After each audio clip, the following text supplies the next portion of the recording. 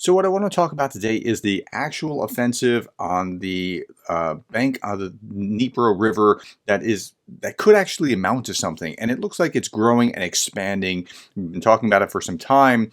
It's the only place where Ukraine's really making progress along the the contact line. Okay, this is yesterday, recent advances hard to turn into war breakthrough, warns an expert.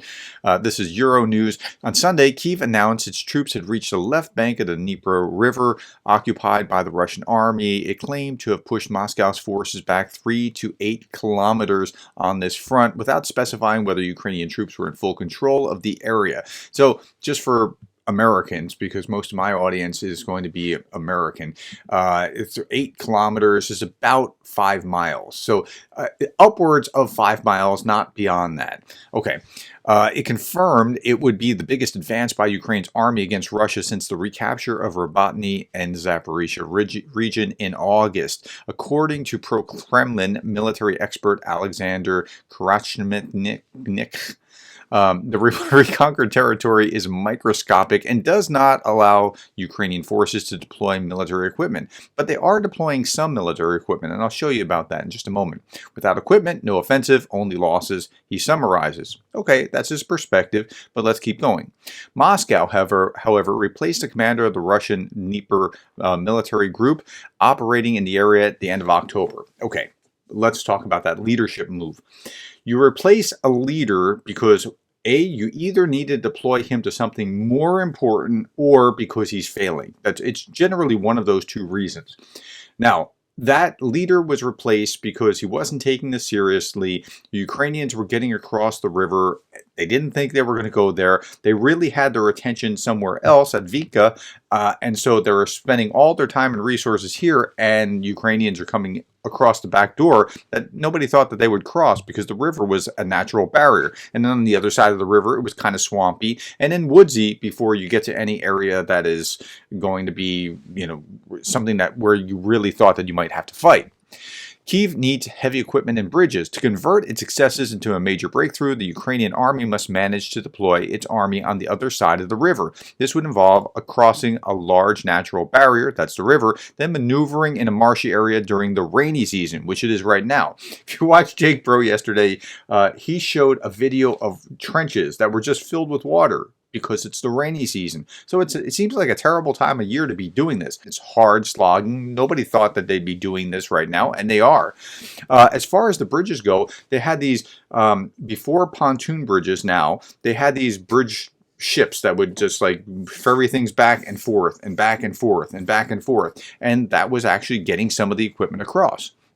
Okay, Kyiv's first objective is to cut Russian supply routes. To do this, they are constantly expanding the bridgehead. They need to. They can't just get there and just all gaggle together. They have to spread out and actually push the Russians back because of the material that they bring across.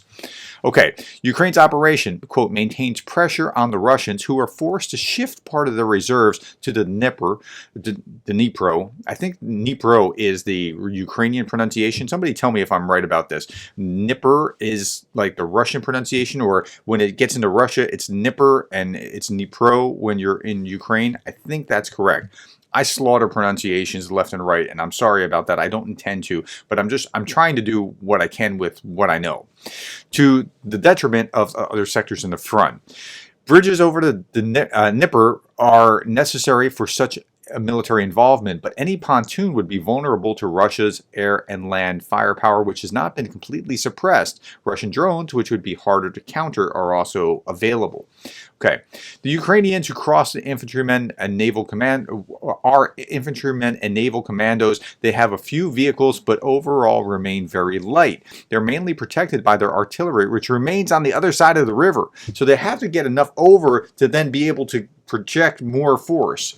Krynky is deemed secondary by the Russians, who are concentrating their military forces in Advika. Okay, so that's what we know here. Now let's look at a few other sources. We talked about how the mileage.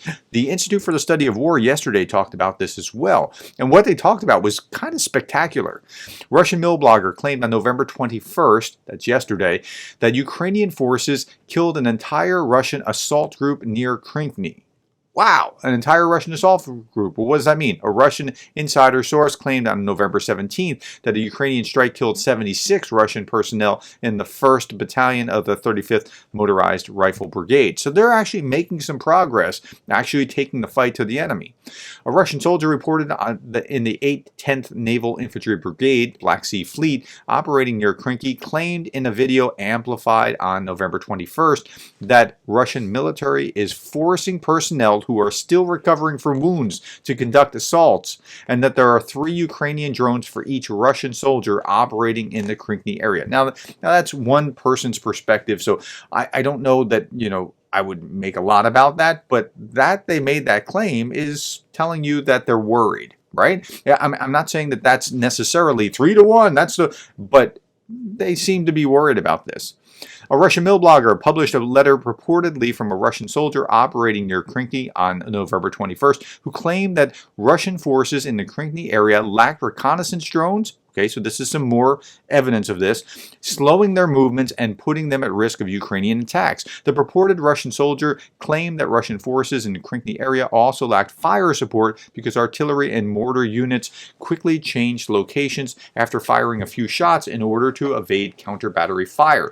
So they feel outgunned in this area, which is probably a great thing for the Ukrainians to be on the offensive like that. The Russian soldier claimed that his unit has practically no interaction with other Russian units, so they're not really not just the combined arms, but the combined units are not operating together efficiently. The Russian not operating nearby, and that Russian command headquarters in a Kherson direction devises unsuccessful plans because the headquarters receives incorrect and delayed information. Okay, so Krynky seems like it's kind of jacked up. This is some another Euromaidan press talking about the pontoon boats going across, but it'll give you some visuals. So we're talking about down here, okay, and then we're talking about specifically right over so here's the river, and then this is like really marshy, and then this is some woods, and then this is Krynky. Okay, so they're getting across the river and making some progress into it. So you can see them moving these directions, and they were taking a pocket here, and they were going over trying to expand the reach on the other side as well. And so you can see some of these in the reports and what's going on. I'm going to show you just a little bit more. So once they get over the river and through the marshy kind of area, then they have to deal with some of this. Like it's pretty woodsy. I'm going to silence it because I don't speak Ukrainian anyway. And so it's pretty woodsy. At least they're not stepping on mines. That's good. It's pretty wet and not all that great. Now, after that, when you get up here, and I'm going to show you about 7 seconds of this, that's what the city looks like, right? Not city, the town, Krynky. I think this is Krynky. Okay. Yeah, Noel report says new Mammoth FPV drone carrying 4 kilograms of explosives was tested on Krynky, and I'm going to show you just before. We're not going to see anything explode for YouTube, right? But yeah, this is what the city looks like.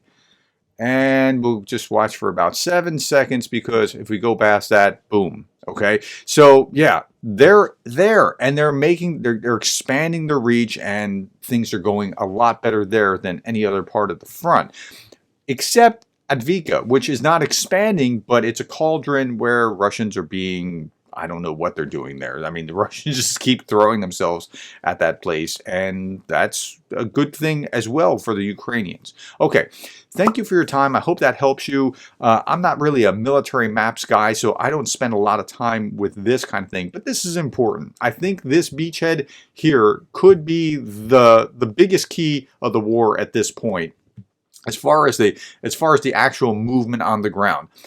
Beyond that, I think what's going to happen is more attacks in the Black Sea, the Kerch Bridge eventually, more attacks into Russian territory, especially to hit back after Russia hits Ukrainian infrastructure.